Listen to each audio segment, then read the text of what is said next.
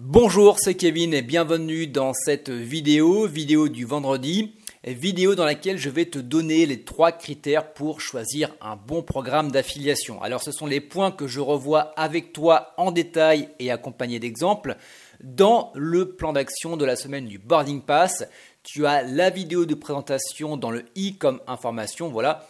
Je te laisse cliquer pour aller voir tout ça. Dans ce Boarding Pass, dans ce plan d'action de la semaine, eh bien, on revoit les bases de l'affiliation pour te faire une machine automatique, une machine à cash pour laquelle tu n'auras plus qu'à envoyer du trafic, que ce soit de sites de niche, de comptes, de réseaux sociaux tels que Instagram, Pinterest, etc., etc. Je t'en dis pas plus, je te laisse aller regarder la vidéo. Donc, pour revenir aux 3 critères pour choisir un bon programme d'affiliation. Alors déjà, tu vois, là, je suis un petit peu en mode vacances. J'ai le débardeur qui me sert pour boxer. Je ne suis pas chez moi, tu vois. Je suis à Annecy actuellement. Et je me suis dit, voilà, c'était l'occasion de partager avec toi ces 3 critères. Parce que c'est vrai que quand on veut choisir un bon programme d'affiliation, eh bien, des fois, on ne se fixe pas sur les bons critères. Alors, le premier critère, ça ne va pas être le prix, ça ne va pas être le taux de commission. Le premier critère, ça va être le PC, Earn per click ou le gain par clic. Et ça comprend 4 sous-critères. Le premier, ça va être le prix du produit. Le deuxième, ça va être la commission. Le troisième, ça va être le nombre de ventes réalisées par les affiliés dont toi. Et également, le quatrième, ça va être le clic. Voilà, les clics sur les liens affiliés. Donc en gros, ça va te permettre de savoir à chaque fois qu'une personne va cliquer sur ton lien d'affiliation, ça va te donner un ratio, ça va te donner une moyenne de combien tu vas pouvoir estimer gagner.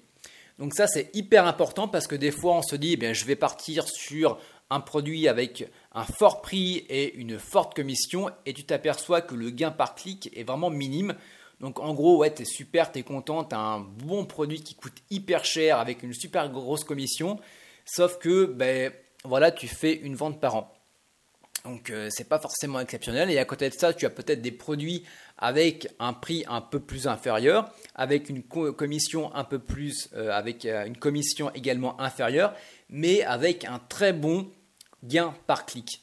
Et au final, tu vas gagner beaucoup plus. Donc c'est hyper important de prendre ça en compte.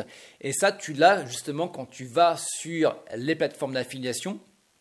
Tu vas simplement pouvoir voir dans les stats les EPC. Tu as une colonne EPC, tu as une colonne prix, tu as une colonne dans laquelle ton pourcentage de commission, une colonne généralement de combien tu vas gagner réellement et tu as également une colonne EPC. Donc c'est vraiment hyper important de prendre ça en compte. Donc ça c'est le premier critère et je pense que c'est l'un des plus importants. Ensuite, le deuxième critère, on n'y pense pas forcément parce que ça nous paraît normal, mais ce n'est pas forcément normal pour tous les programmes d'affiliation, c'est d'avoir un tableau de suivi, simplement pour savoir où tu en es, qui va te permettre de savoir combien de clics tu as fait, combien d'abonnements, éventuellement d'inscriptions gratuites tu as fait, combien de leads tu as pu faire et combien de ventes tu as pu avoir également. Tu vas également pouvoir savoir combien de commissions tu as eu et également combien tu as eu soit de commissions qui sont en attente, de commissions qui ont été validées, de commissions qui ont été refusées et également tout ce qui est chargeback. Ça te permet vraiment d'avoir une vue d'ensemble de qu'est-ce qui se passe réellement sur ton programme d'affiliation qui va te permettre de dire voilà, pour tant de clics, je sais que j'ai tant de ventes et ça te permet d'avoir d'un mois sur l'autre une tendance de tes ventes. Donc c'est hyper important d'avoir un tableau de suivi. Et puis le troisième critère, c'est les relations avec ton affiliate manager. Donc ça c'est hyper important parce que tu peux avoir un problème, tu peux avoir un bug, tu peux avoir par exemple des demandes spécifiques, tu peux entrer en contact avec lui pour dire écoute voilà j'ai eu un problème depuis un mois, j'ai mes ventes qui baissent, c'est pas normal sachant que mon trafic que je t'envoie est exactement le même, est-ce qu'il y a un bug, est-ce que voilà tu as changé quelque chose. Également un truc alors ça c'est pour le coup, voilà j'ai 2 anecdotes à te raconter. Donc le premier avec la relation avec l'affiliate manager, j'avais un site dans la santé, je me suis inscrit sur une plateforme d'affiliation, j'ai enregistré mon site et pour te dire que la relation avec l'affiliate manager est super importante, c'est lui qui m'a contacté et il m'a dit voilà tu as un site sur telle thématique, je te propose de faire la promotion de tel produit. Et pour cette promotion, eh bien, je vais te fournir 2 articles.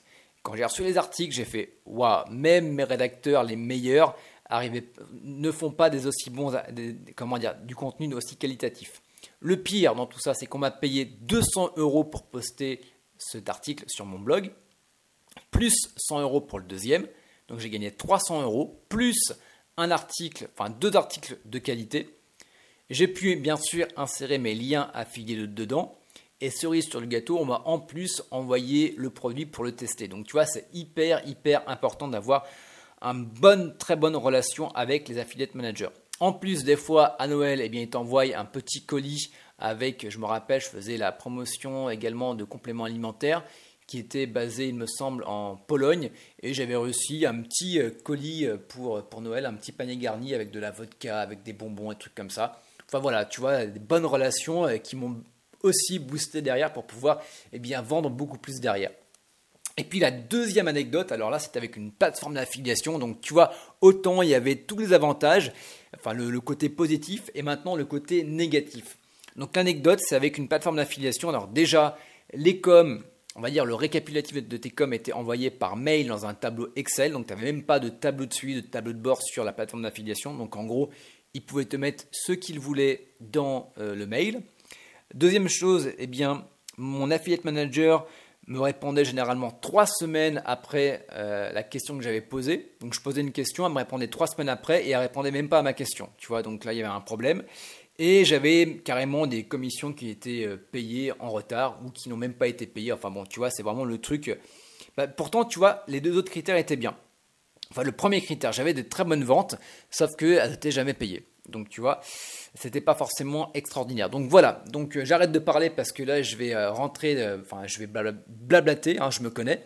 Donc, la prochaine fois que tu choisis une plateforme d'affiliation, la première, il faut que tu aies un EPC qui soit digne de ce nom. Deuxième chose, il faut absolument que tu aies un tableau de suivi avec le maximum de fonctionnalités, le maximum de données. Et le troisième, que tu aies des bonnes relations avec ton affiliate manager. Voilà. Écoute, on va terminer cette vidéo. Je te rappelle, tu as toujours le boarding pass dans le i comme information. Tu peux directement y accéder dans la description de la vidéo YouTube. Et je serais curieux de savoir si tu as des anecdotes toi aussi avec les plateformes d'affiliation. Sur quelle base, sur quels critères tu te bases pour choisir un bon programme. Voilà, tu as les commentaires dans la description de la vidéo YouTube. C'est fait pour ça. Et quant à nous, on se retrouve très bientôt pour de nouvelles vidéos. Ciao, bye bye.